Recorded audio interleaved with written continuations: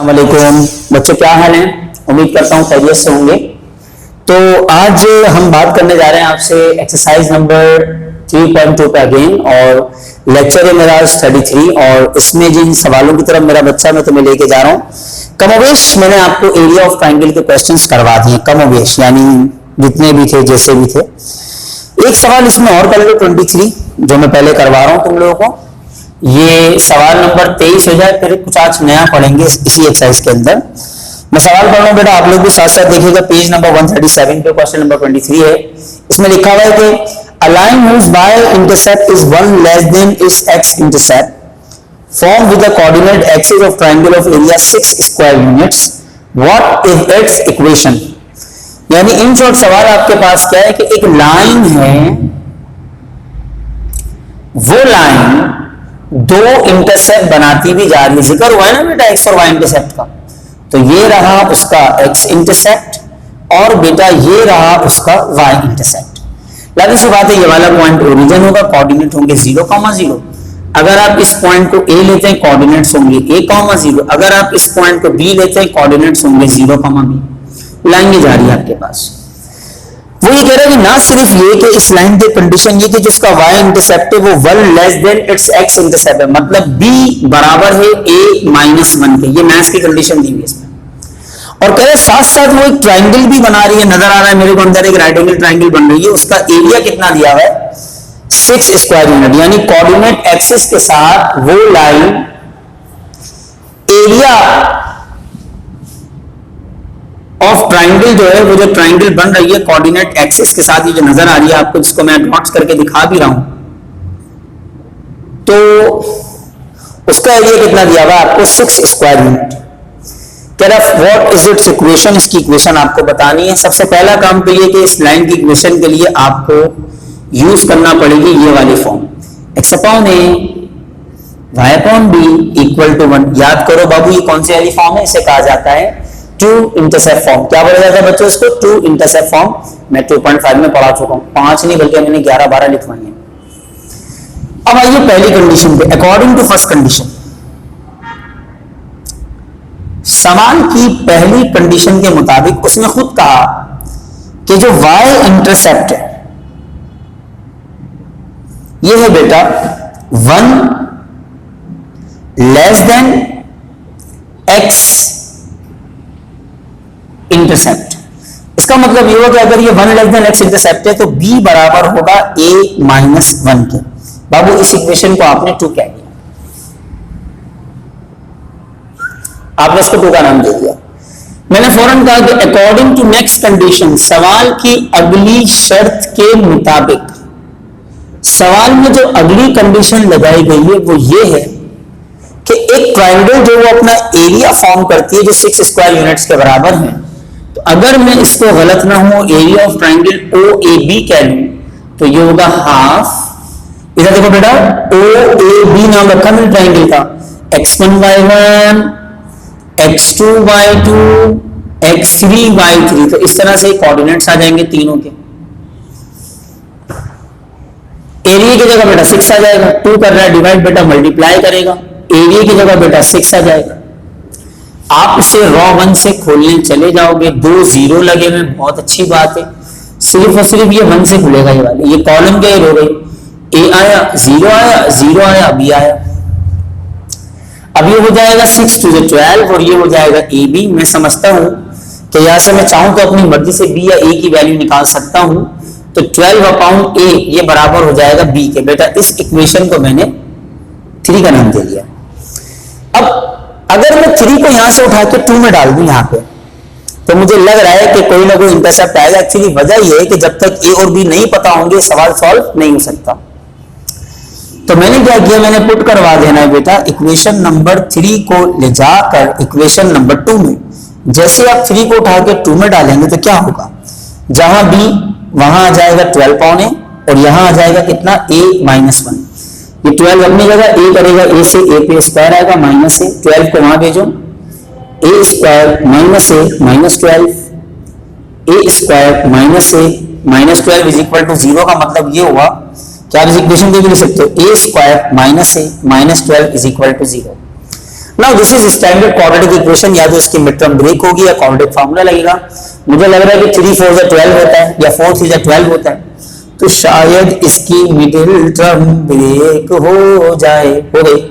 इन दोनों में से a कॉमन, a माइनस 4 आया, प्लस का 3 कॉमन बेटा, a माइनस का 4 आया, a माइनस 4 0 के बराबर, a प्लस 3 भी 0 के बराबर, a का आंसर 4 आ गया, a का आंसर माइनस का 3 आ गया।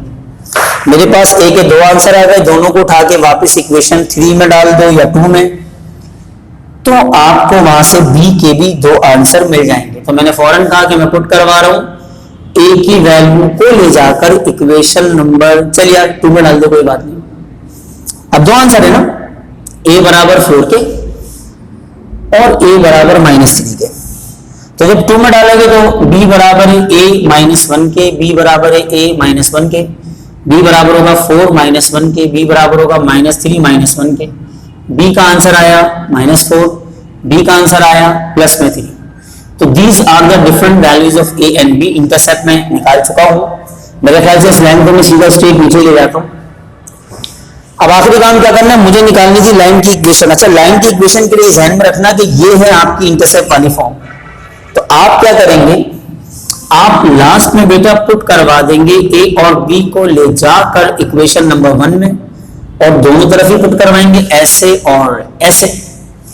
तो ये क्या बनेगा जरा देखना इसको ध्यान से, x over x intercept y over y intercept equal to 1, x over x intercept y over y intercept equal to 1। इसका एलसीएम बनेगा 12, ये हो जाएगा 3x plus 4y equal to 1। ये कर रहा है डिवाइड, तो वहां जाकर मल्टीप्लाई करेगा।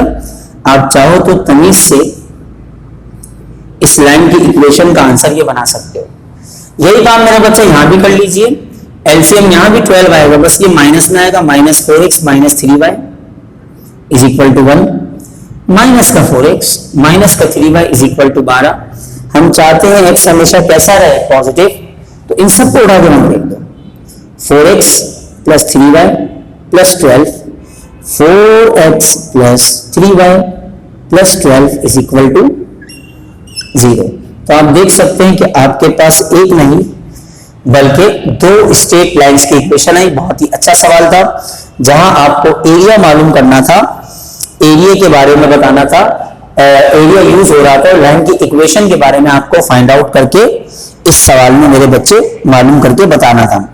वो मैंने आपको बताया कि हम उसे किस अंदाज से और कैसे निकाल सकते हैं। ठीक है, इसका स्क्रीनशॉट लो, फिर मैं इसको मिटाता हूं, फिर मैं आपको कुछ नया पढ़ाता हूं।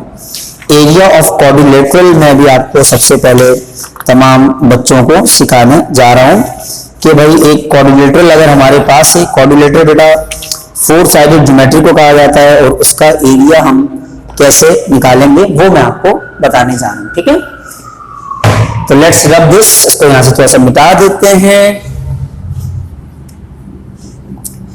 ये सवाल नंबर 6 के लिए तैयारी है थोड़ी सी आपकी, जिसमें मैंने आपसे कहा कि वो क्वाड्रिलेटरल का एरिया आपसे पूछेगा कि भाई क्वाड्रिलेटरल का एरिया क्या होता है। पहले तो मैं इस पूरे को यहां से मिटा दूं।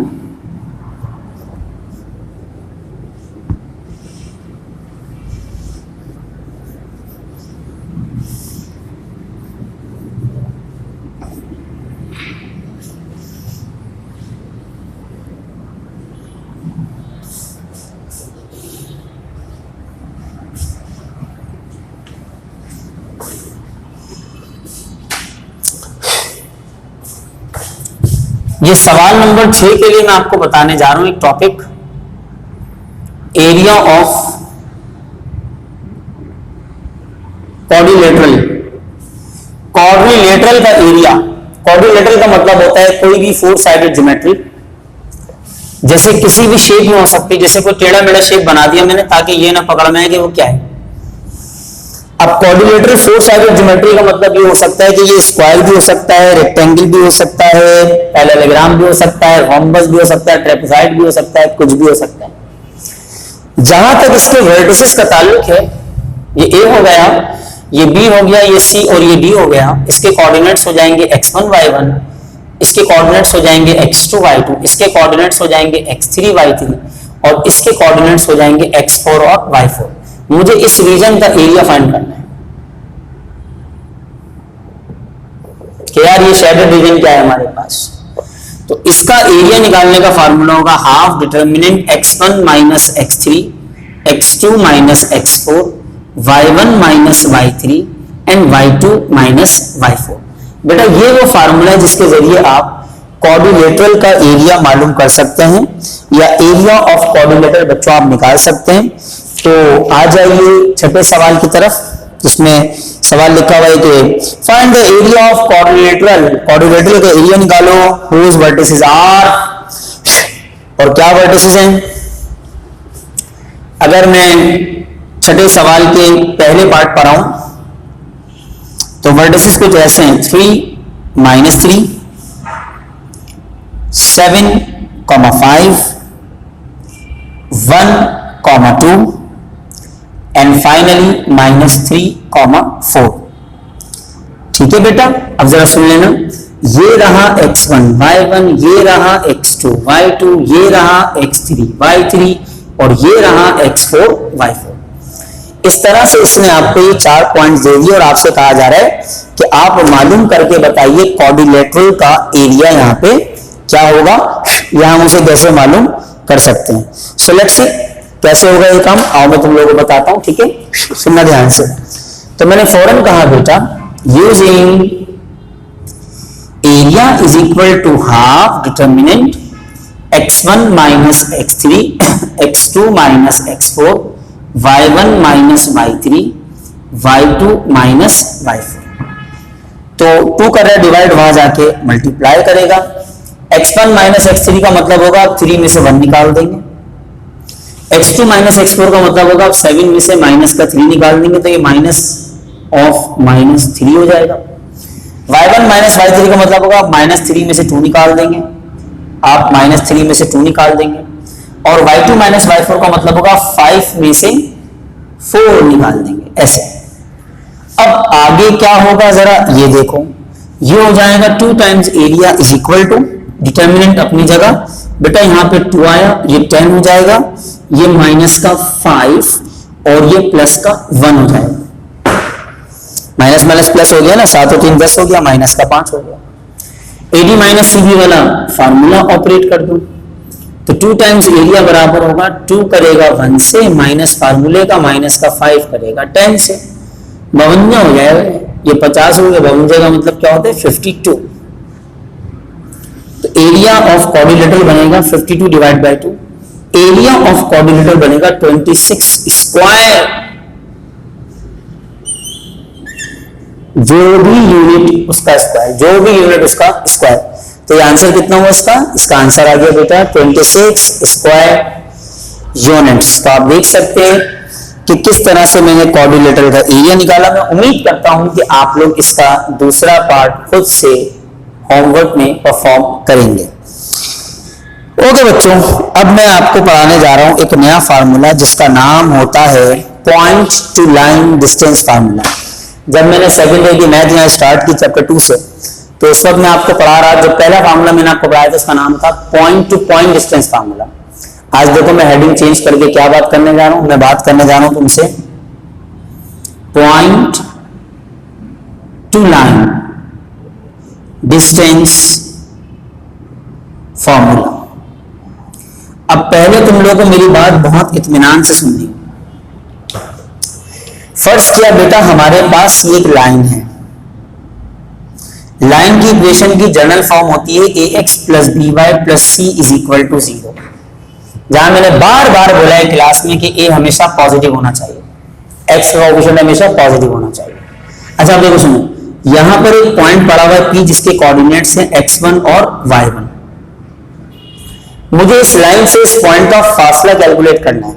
फासला यूं भी हो सकता है, यूं भी हो सकता है, यूं भी हो सकता है, यूं भी हो सकता है, लेकिन जो शॉर्टेस्ट डिस्टेंस होगा वो 90 का एंगल होगा।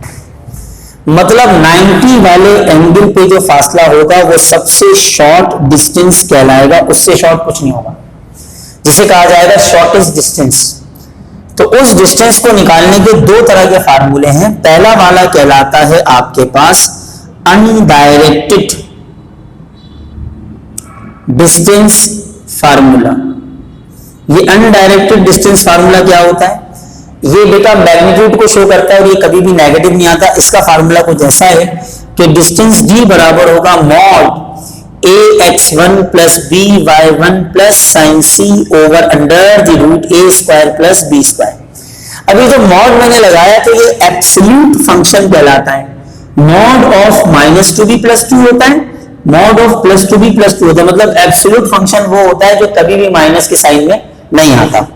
लफ्ज एब्सोल्यूट के मायने ये होते हैं कि ये फंक्शन हमेशा कैसा रहेगा? पॉजिटिव रहेगा। अब कुछ भी ये प्लस नहीं आएगा। तो ये मॉड लगाने का मतलब ये भाड़ में गया, अंदर माइनस आ रहा है प्लस आ रहा है, लेकिन आंसर किसका आएगा? प्लस का, पहली चीज। और दूसरा वाला फार्मूला जो आपके पास होगा ना मेरे बच्चे, वो कहलाता है डायरेक्टेड डिस्टेंस फार्मूला।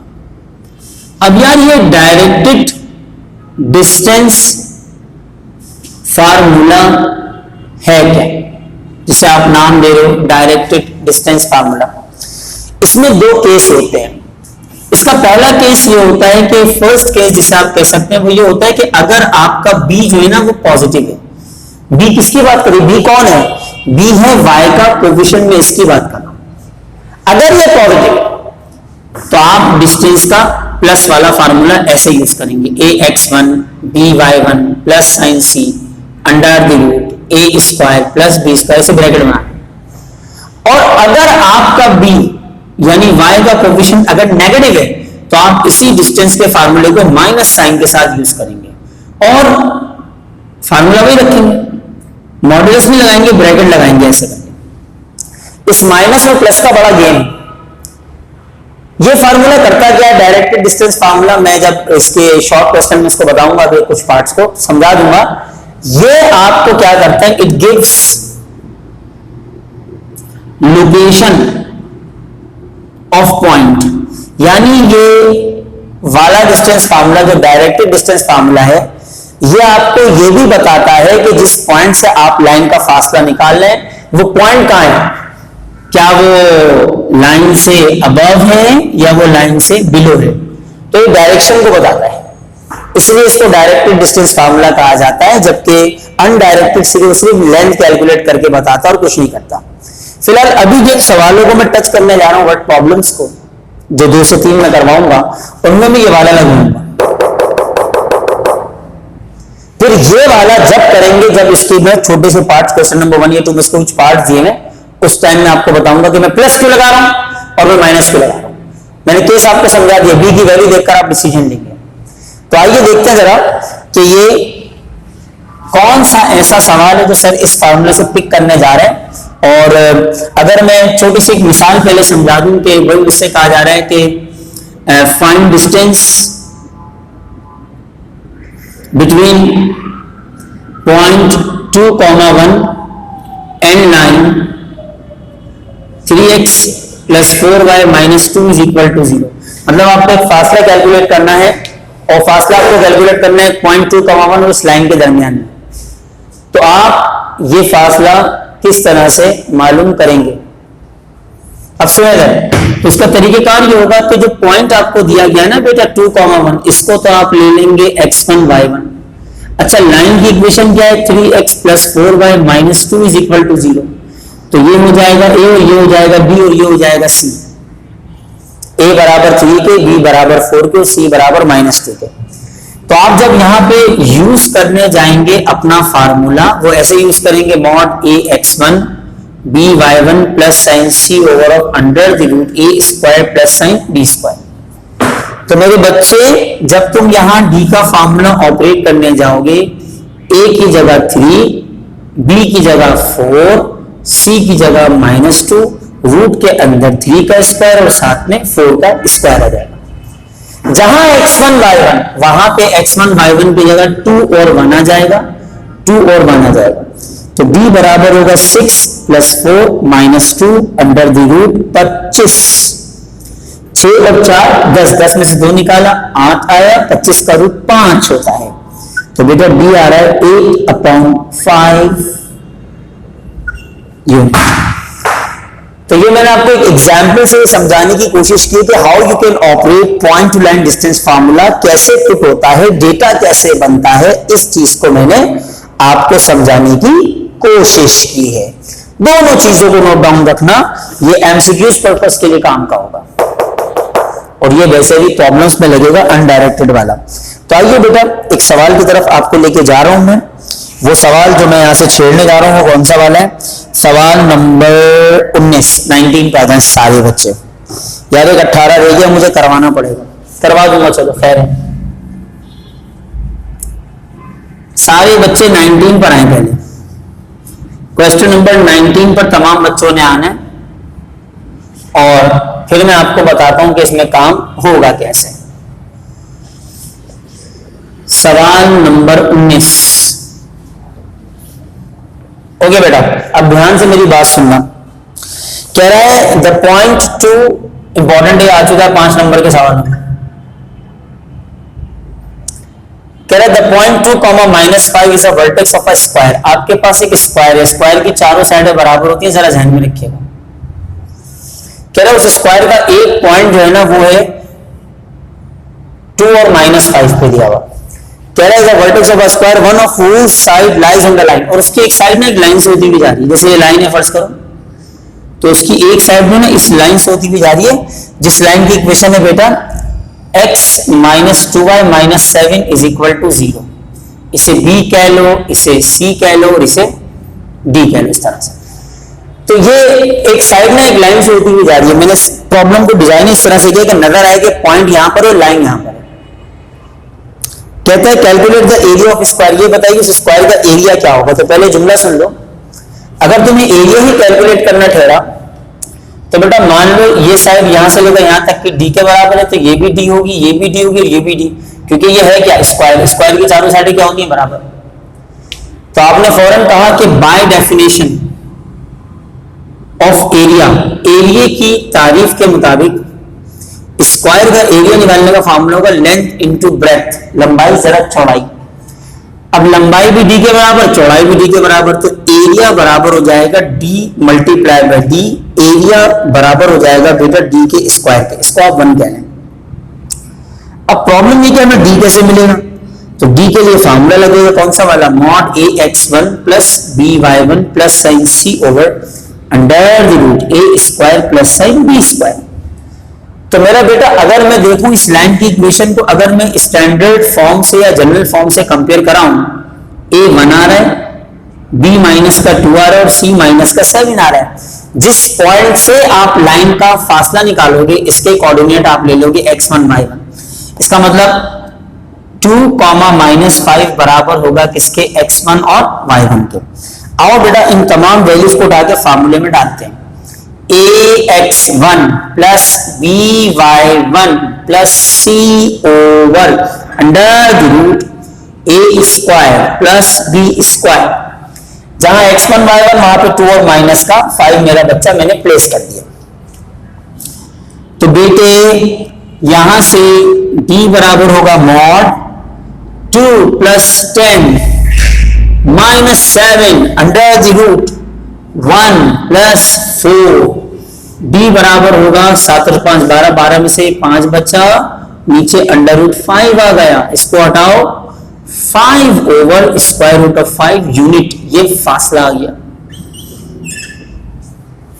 अब आपने क्या करना है, आपको तो एरिया चाहिए था स्क्वायर का, तो आप सीधे सीधा काम ये करेंगे, आप पुट करवा देंगे d को ले जाकर इक्वेशन नंबर 1 में। यहां पे जैसे आप इसको उठा के मेरा बच्चा 1 में डालोगे, एरिया बराबर होगा d स्क्वायर यानी 5 अपॉन स्क्वायर रूट ऑफ 5 का होल स्क्वायर, 25 ओवर 5। 25 को 5 से कैंसिल करो, क्या आंसर आ रहा है बेटा इसका, इसका आंसर आ रहा है 5 स्क्वायर यूनिट। क्या आंसर आ रहा है बेटा इसका, इसका आंसर आ रहा है 5 स्क्वायर यूनिट। देखा आपने किस तरह से मैंने स्क्वायर का एरिया निकाला और क्या उसका अंदाज था, ये सब आपके सामने। इसे अच्छी तरह से देख लो बेटा, इंशाल्लाह ताला नेक्स्ट क्लास में मैं इससे आगे सवालों पे चलूंगा। ठीक है, अस्सलाम वालेकुम।